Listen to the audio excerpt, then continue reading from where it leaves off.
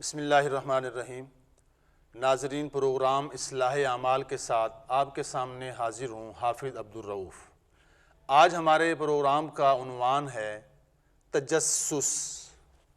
سب سے پہلے ہم تجسس کی حقیقت جانیں گے کہ تجسس کسے کہتے ہیں۔ لوگوں کی خفیہ باتیں اور عیب جاننے کی کوشش کرنا، اسے کہتے ہیں تجسس۔ لوگوں کی خفیہ باتیں اور عیب، بھئی اس بندے کے اندر اس بندے کے اندر کون سا عیب ہے، اس کو جاننے کی کوشش کرنا، اسے کہتے ہیں تجسس۔ قرآن پاک کے اندر، حدیث پاک کے اندر اس کو روکا گیا ہے۔ اب قرآن پاک کی آیت ہے، اس کا ایک حصہ ہے لا تجسسو، کہ تم کسی کے عیب تلاش نہ کرو۔ یعنی اللہ تعالیٰ نے کسی مسلمان کی عیب ڈھونڈنا، جسے ہم کہتے ہیں ٹو لگانا بھی کہتے ہیں، تو عیب تلاش کرنے سے منع کیا ہے۔ مختلف مفسرین نے اس کی تفسیر میں لکھا ہے کہ مسلمانوں کی عیب جوئی نہ کی جائے، کہ ان کے ایسے حال کی جستجو، یعنی ایسی چیزیں جاننا کہ جس کو جان کے اس کو بدنام کرنے کی کوشش کی جائے، اس کو نہیں جاننا چاہیے، کیونکہ اللہ تعالیٰ نے جس چیز کو چھپایا ہوا ہے اس چیز کو نہ جانا جائے۔ اسی طرح حدیث پاک کے اندر بھی اس کو روکا گیا ہے، جیسا کہ حدیث پاک کل المسلم علی المسلم حرام، کہ ہر مسلمان کا دوسرے مسلمان پر حرام ہے۔ کیا حرام ہے؟ دمہ، اس کا خون، ومالہ، اس کا مال، وعرضہ، اس کی آبرو، عزت۔ اب عیب جب ہم کسی کو بتائیں گے کسی کے بارے میں، ظاہری بات ہے اس کی عزت خراب ہوگی، اس کی جو آبرو ہے وہ خراب ہوگی۔ اسی طرح حضور صلی اللہ علیہ وآلہ وسلم نے ارشاد فرمایا کہ جو شخص کسی کا عیب ظاہر کرتا ہے اس دنیا میں، جو اللہ نے چھپایا ہوا ہے، تو کل قیامت کے دن اللہ اس کے عیب جو ہے ظاہر کرے گا۔ اور بلکہ یہاں تک فرمایا کہ جو کسی کا عیب ظاہر دنیا میں کرے گا، اللہ بھی اس کے عیب دنیا میں ظاہر کرے گا، وہ اس کو چھپا نہیں سکے گا، وہ چھپ نہیں سکے گا۔ یہاں تک حدیث پاک کے اندر لکھا، جس کا مفہوم یہ ہے اگرچہ وہ اپنے گھر کے تہہ خانے کے اندر جہاں مرضی وہ چھپ جائے، پھر وہ چھپ نہیں سکتا۔ یعنی دیکھیں، اب عیب کو چھپانا یہ ایک ایمان کا حصہ ہے کہ مسلمان جو ہے وہ عیب کو چھپائے۔ اسی طرح بڑی سخت وعید ہے جو کسی کے عیب بیان کرتا ہے، عزت اچھالتا ہے۔ حضور صلی اللہ علیہ وآلہ وسلم نے ایک مقام پر ارشاد فرمایا کہ غیبت کرنے والوں، چغل خوروں اور لوگوں کی عیب تلاش کرنے والوں کو اللہ کل قیامت کے دن کتوں کی شکل میں اٹھائے گا۔ کتنی سخت وعید ہے کہ جو بندہ عیب ڈھونڈتا ہے تاکہ اس کی عزت جو ہے وہ کم کی جائے۔ اسی طرح احیاء العلوم کے اندر امام غزالی رحمۃ اللہ تعالی علیہ فرماتے ہیں، حضرت سیدنا عیسیٰ روح اللہ علی نبینا وعلیہ الصلاۃ والسلام ایک مرتبہ اپنے حواریوں کے ساتھ تشریف فرما تھے۔ آپ نے فرمایا کہ اگر کوئی شخص لیٹا ہوا ہے، تمہارا دوست، ہوا چلے، اس کا ستر جو ہے وہ ظاہر ہو جائے، تو تم کیا کرو گے؟ انہوں نے کہا کہ ہم اس کی ستر پوشی کریں گے، اس کو ڈھانپ دیں گے۔ تو آپ نے فرمایا بلکہ تم اس کا ستر کھول دو گے۔ ان کو بڑا تعجب ہوا، انہوں نے عرض کی یا نبی اللہ، سبحان اللہ، یہ کیسے ہو سکتا ہے؟ تو آپ نے ارشاد فرمایا تم میں سے جو بھی کوئی اس کا عیب دیکھے گا ضرور اس کو بڑھا چڑھا کے بیان کرے گا، تو یہ اس کو براہ نہ کرنے سے بڑا گناہ ہے۔ کیونکہ جب بھی کسی کو کسی کا عیب پتہ لگتا ہے نا، اس کی کوشش ہوتی ہے میں اس کو بڑھا کے بیان کروں، کیونکہ اس کو مزہ نہیں آ رہا ہوتا۔ جب اس کی عیب وہ کھول کے بیان کرے گا، لوگوں میں اس کی عزت خراب ہوگی تو اس میں مزہ آتا ہے، حالانکہ یہ بالکل غلط ہے۔ تو قرآن پاک کے اندر جو لفظ ہے لا تجسسو، کہ پوشیدہ عیب کا سراغ نہیں لگانا چاہیے۔ کسی بندے کی کوئی برائی چھپی ہوئی ہے اور ہم جو ہے اس کو ٹٹولنے کی، اس کو جاننے کی کوشش کر رہے ہیں، اس لیے تاکہ لوگوں کو بتائیں۔ یاد رکھیں یہ تجسس کرنا بہت بڑا گناہ ہے۔ اس کی مختلف مثالیں ہو سکتی ہیں۔ مثلا کوئی شخص ہمارا دوست بیٹھا ہوا ہمارے پاس، اس کو موبائل پڑا ہوا ہے، ہم اٹھا کے اس کا واٹس ایپ چیک کرنا شروع کر دیں، ہم اس کے میسج چیک کرنا شروع کر دیں۔ اب جو بھی چیز ہے اس نے گناہ کی ہے وہ اس کی حد تک ہے۔ اب ہمارا یہ حق نہیں بنتا کہ ہم اس کے میسج چیک کریں، اس کی ڈائری چیک کریں، اس کی پرسنل چیزیں اٹھا کے اس کو دیکھنا شروع کر دیں تاکہ کوئی جو ہے اس میں سے میں عیب ڈھونڈوں اور وہ لوگوں کو بتاؤں، یہ بہت غلط ہے۔ حضور صلی اللہ علیہ وآلہ وسلم نے ارشاد فرمایا، تم جب کسی کو گناہ کرتا دیکھو تو اس میں بدگمانی نہ کرو، کیونکہ جب تم بدگمانی کرو گے تم عیب تلاش کرنے کی طرف آ جاؤ گے۔ تو اس چیز سے روکا گیا ہے کہ ہم کسی کا عیب ڈھونڈ کر لوگوں کو بتاتے پھریں۔ اسی طرح بعض لوگوں کی عادت ہوتی ہے کہ وہ چپکے کان لگا کر باتیں سنتے ہیں، یا مثلا کسی جگہ پہ لیٹے ہوئے، کچھ لوگ لیٹے ہوئے جا کے لیٹ جائے گا اس بہانے سے کہ میں سو گیا ہوں، اور اس کا مقصد یہ ہوتا ہے کہ میں ان کی باتیں سنوں اور لوگوں کو جا کے بتاؤں۔ بڑی سخت وعید ہے اس کے بارے میں۔ حضور صلی اللہ علیہ وآلہ وسلم نے ارشاد فرمایا، جو شخص کان لگا کر اس لیے لوگوں کی گفتگو سنتا ہے تاکہ لوگوں کو جا کے اس کے عیب بتائے، فرمایا کل قیامت کے دن اس کے کانوں میں پگھلا ہوا سیسا ڈالا جائے گا۔ تو دیکھیں کس قدر سخت وعید ہے۔ اب یہ جو عیب ہے کسی کا تلاش کرنا، یہ کیوں منع کیا گیا ہے؟ بھی عیب کیوں نہیں بتانا؟ اس کی جو مین وجہ ہے وہ یہ ہے کہ یہ کسی کی عزت آبرو کو خراب کرنا ہے، اس کی حرمت کو پامال کرنا ہے۔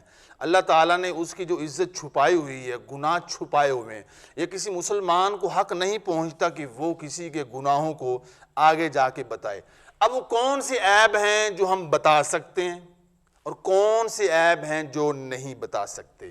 اب کون سے عیوب ہیں جو ہم نے پردہ ڈالنا ہے، کسی کو نہیں بتانا؟ مثلا ہمیں پتہ لگ گیا ہے کسی کا عیب تو ہم نے آگے نہیں بتانا، وہ ہم جاننے کی کوشش کرتے ہیں۔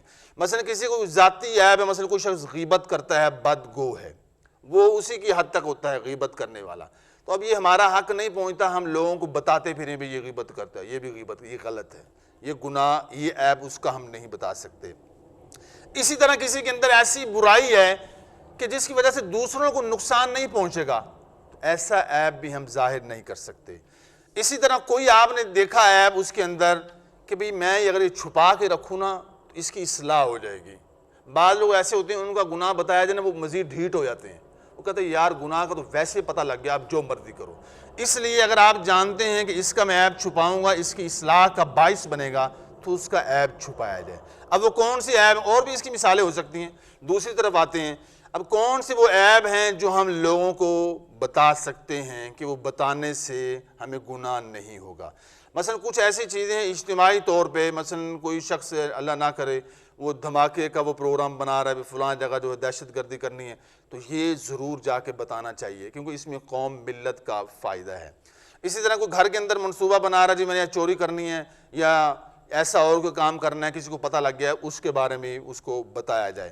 ایسے ہی فرض کریں کوئی شراب بناتا ہے، لوگوں کو وہ نقصان پہنچا رہا ہے، تو یہ بھی ایسی چیز ہے کہ اگر ہم لوگوں کو بتائیں گے اس کا گناہ نہیں ہوگا۔ تو وہ اب ہم جانیں گے وہ کون سی چیزیں ہیں جس کی وجہ سے تجسس پیدا ہوتا ہے، یعنی یہ عیب بتانے والی بیماری آ جاتی ہے انسان کے اندر، لوگوں کے عیب تلاش کرنا، وہ کون سی وجوہات ہے، یہ کیوں ہمارے اندر آتی ہے، اس کے علاج جو ہیں یہ ہم سماعت کریں گے۔ سب سے پہلے ہے جی بغض اور کینہ۔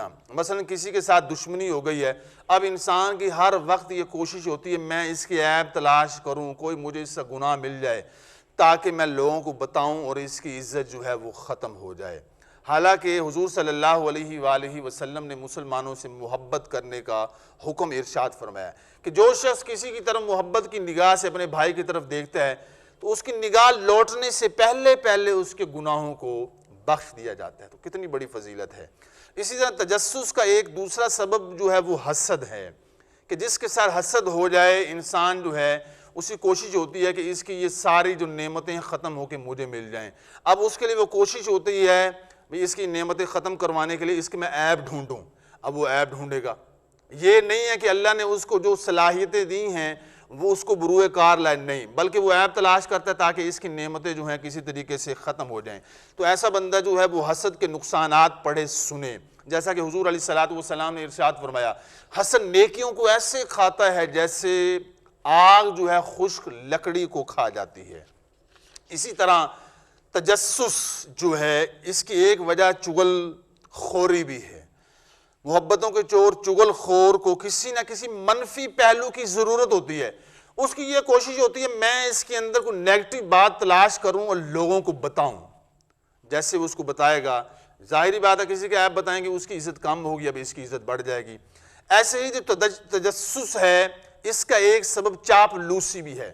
مثلا کوئی کسی کا کولیگ ہے، وہ ہم منصب ہے، ایک دفتر میں ادارے میں کام کر رہے ہیں، اب اس کی یہ کوشش ہوتی ہے کہ میں اس سے کوئی عیب تلاش کر کے اپنے افسر کو بتاؤں، اس کے قریب ہو جاؤں، یہ مجھ سے دور ہو جائے، اور ترقی جو ملنی ہے مجھے مل جائے۔ اب وہ اعلیٰ عہدہ منصب حاصل کرنے کے لیے لوگوں کی عیب ڈھونڈتا ہے اپنے افسر کے قریب ہونے کے لیے، تو یہ اس کو بھی چاہیے کہ وہ محنت کرے، نہ کہ وہ چاپلوسی کا سہارا لے۔ اسی طرح جو تجسس ہے اس کی ایک وجہ مال اور دولت بھی ہوتا ہے۔ مثلا کوئی بندہ ہے، وہ بزنس کرتا ہے، کوئی بھی کاروبار ہے کہیں پہ بھی، اب اس کی یہ کوشش ہوتی ہے میرے ساتھ جو لوگ کاروبار کر رہے ہیں نا، ان کے کاروبار میں عیب ڈھونڈوں، میں ان کی برائیاں بتاؤں، لوگوں کے سامنے رکھوں، تاکہ لوگ اس سے مال لینا چھوڑ دیں۔ ظاہری بات ہے جب عیب بتائے گا لوگوں کو پتہ چلے گا تو اس سے مال لینا چھوڑ دیں گے، جو کہ بالکل غلط ہے۔ اسی طرح تجسس کا ایک سبب جو ہے منفی سوچ بھی ہے، کہ جب بھی کسی شخص کے بارے میں منفی سوچ بن جائے تو وہ بندہ ہر وقت اس تجسس میں رہتا ہے کہ مجھے کوئی نہ کوئی اس کا عیب ملے اور میں اس کی عزت جو ہے اس کو خراب کر دوں، جبکہ اللہ تعالیٰ جو ہے اس نے لوگوں کے جو عیوب ہیں اس پہ پردہ ڈالا ہوا ہے۔ اللہ تعالیٰ جو دیکھیں کس قدر ستار ہے، اس نے ہم کتنے گناہ کرتے ہیں، سارے گناہ چھپائے ہوئے ہیں، اور ہمیں بھی یہی حکم ہے۔ ہاں اگر خود کوئی عیب ظاہر ہو گیا وہ الگ بات ہے، مگر ہمارے لیے حکم یہی ہے، ہمیں کسی کو کوئی بھی عیب پتہ لگ گیا تو ہم نے اس کو چھپانا ہے۔ تو آج کی آخری بات، آخری پیغام یہ ہے کہ حضور صلی اللہ علیہ وآلہ وسلم نے ارشاد فرمایا کہ جو اس دنیا میں کسی کی پردہ پوشی کرے گا، کسی کا عیب، کسی کا گناہ چھپائے گا، تو کل قیامت کے دن ساری مخلوق کے سامنے، کہ جب اللہ تعالیٰ انبیاء کرام، صحابہ کرام، تابعین، ازواج مطہرات، اہل بیت، سارے لوگ، اساتذہ کرام، محلے دار، والدین، سارے لوگ حاضر ہوں گے، تو اس وقت اللہ جو ہے اس کے عیبوں کو چھپائے گا۔ کس کے عیبوں کو چھپائے گا؟ جو دنیا میں کسی کے عیب چھپاتا ہے تو کل قیامت کے دن اللہ اس کے عیب چھپائے گا۔ یقیناً ہم قیامت کے دن سب لوگوں کا سامنا نہیں کر سکتے، تو ہماری بہتری نجات اسی میں ہے کہ آج اگر کسی کا عیب پتہ لگ جائے تو ہمیں چاہیے اس کو چھپائیں اور اللہ تعالیٰ کے ہاں سرخرو ہوں۔ اللہ تعالیٰ ہم سب کو عمل کی توفیق عطا فرمائے، آمین بجاہ النبی الامین۔